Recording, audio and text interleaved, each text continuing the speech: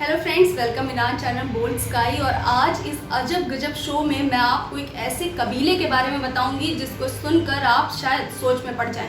जी हाँ, वैसे तो पूरी दुनिया में बहुत सारे कबीले होते हैं, बहुत अलग अलग समुदाय होते हैं जिनकी परंपराएं इतनी अलग होती हैं कि नॉर्मल लोग उसे जानकर आश्चर्यचकित हो जाते हैं। तो आज मैं एक ऐसे कबीले की बात करूंगी जिसे सिर्फ महिलाएं चलाती हैं। जी हाँ, इस कबीले में 250 महिलाएं हैं और इस कबीले में पुरुषों की एंट्री पूरी तरह से बैन है। लेकिन इस कबीले की एक खास बात जो इसे अलग बनाती है कि यहाँ पर पुरुषों की एंट्री तो बैन है, लेकिन यहाँ की महिलाएं फिर भी प्रेग्नेंट हो जाती हैं। तो क्या है इस कबीले की पूरी कहानी, चलिए हम आपको बताते हैं। केन्या के उमोजा गांव की चर्चा काफी लंबे समय से होती आई है।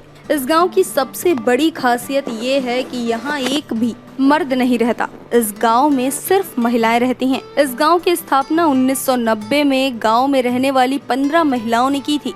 ये सभी वो महिलाएं थी जिनके साथ स्थानीय ब्रिटिश जवानों ने रेप किया था। बीते 30 साल से इस गांव में मर्दों की एंट्री पर बैन है। गांव की सीमा पर कटीले तार लगे हैं। अगर कोई मर्द सीमा को लांघने की कोशिश करता है तो उसे सजा दी जाती है। बाल विवाह, घरेलू हिंसा और खतना जैसी तमाम हिंसा झेलने वाली महिलाएं रहती हैं।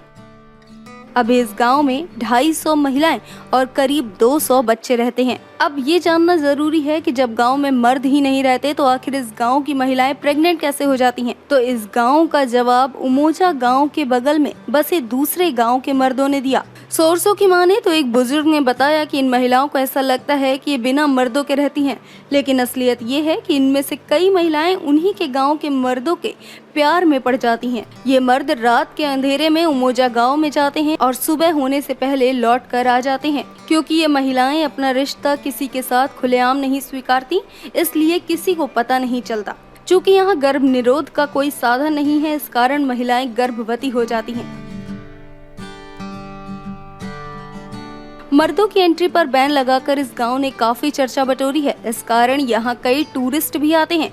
गांव में एंट्री के लिए इन टूरिस्ट से पैसे लिए जाते हैं।